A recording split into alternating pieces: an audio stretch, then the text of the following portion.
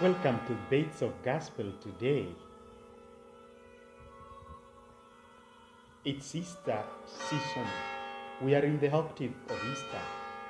It's good for us to continue reflecting on the resurrection of Christ. John chapter 21, verse 1 to 14. When day had already broken, Jesus was standing on the shore, but the disciples did not know that it was Jesus. Jesus called them, "Children, have you anything to eat?" They answered, "Nothing." There are nights when failure is so great that it makes us feel that we are total failures.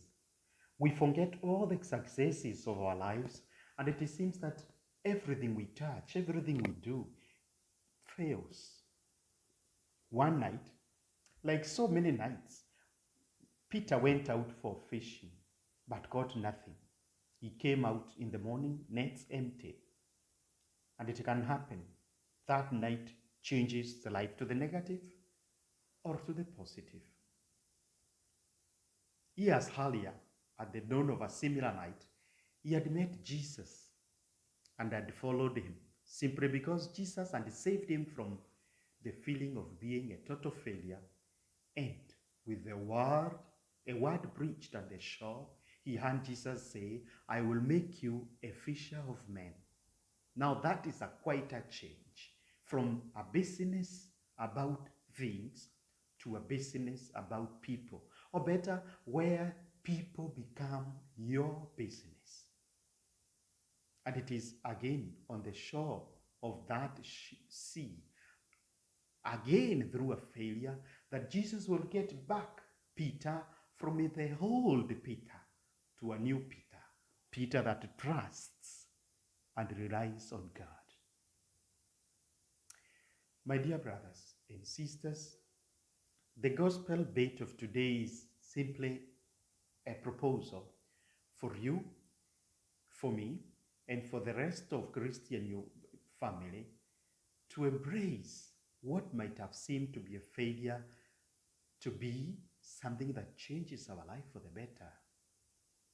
Take this for example.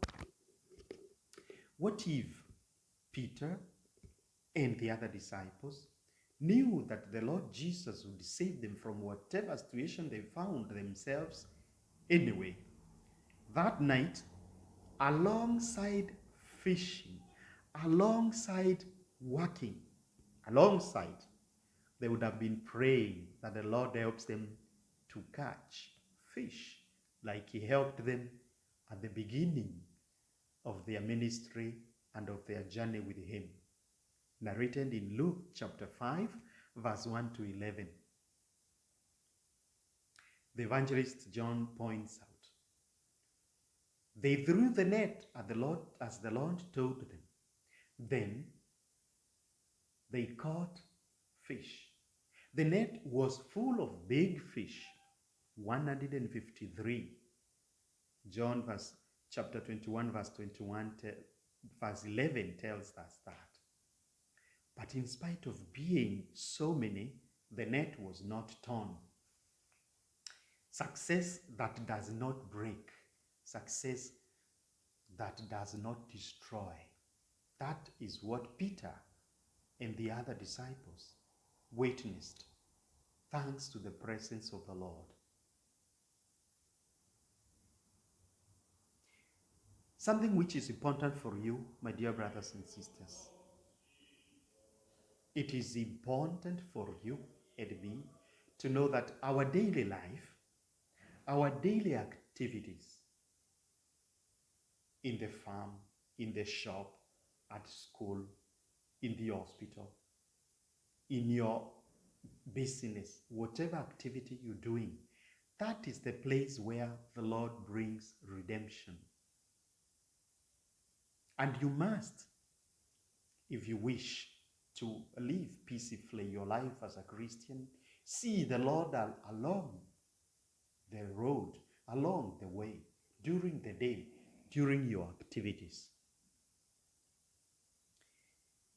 Again, Redemption for Peter was not just a mere proposal to change something, it was a proposal to change himself from a man who was seeking success to a man who sought the Lord, from a man who thought of himself as a total failure to a man who discovered the blessing in his failure. And the Lord not shown up that morning, Peter would have lived believing that he is now a total failure.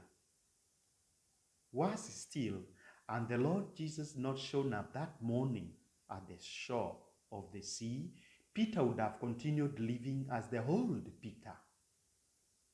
Instead, the arrival of Jesus that morning at the seashore made Peter recuperate the new Peter that Jesus had been proposing. This is the same Peter who denied him 3 times. It is the same Peter who cried tears, bitter tears, because he had failed to defend his Lord Jesus, and he had actually denied Jesus. Remember, by denying knowing Jesus, by denying that he was a disciple of Jesus, by denying that he was with Jesus, Peter had denied even his own identity. And Jesus arrives exactly the time that Peter needed to reacquire his identity. And he gave him an identity that Peter will never forget. An identity that is not the work of Peter, but a gift from Jesus himself. In fact, towards the end of the reading, the Gospel of John tells us, Jesus prepared for them a meal at the shore, and they all knew it was the Lord. Jesus then came and took the bread and gave it to them. That recalls very much the gesture of the Eucharist. He fed them, taking bread that represents himself, but even fish. Again, in Christian symbology, identifies with Christ. It's a symbol of Christ himself. He did the same with fish. He took and gave to them. If we obey him, we shall not lack anything, spiritual or material. He had taught these closest friends of his to believe in him. John Paul II says in Novo Millennio Eneunte, that's a letter that John Paul II wrote at the beginning of the new millennium, towards the year 2000, he wrote, when starting the new millennium, our hearts reverberates with those ones which Jesus shared with his disciples. Very important. Duc in alto. Throw the nets into the deep. Peter and the first disciples trusted Christ once. They obeyed. And then they got a multitude of fish. Luke says so in chapter 5, verse 6. Remember, Jesus will make your work fruitful, will make your day fruitful, will make your efforts worthy doing. If you spend your day knowing that if you invite him into your boat, if you invite him into your business, into your studies, into your work, in the hospital, wherever you work, if you invite him in the industry where you're working, the Lord knows better than you. Peter had the whole experience of life of catching fish, but that night he caught nothing until the Lord Jesus came in. That tells me something. I need to obey him. I need to listen to him. I need to invite him into all what I do, because he knows better than me, and he will save me from that experience of imagining myself a total failure and living a sad life. He'll give me the sense of joy that I need in this life. Thank you very much. That's the bits of gospel today.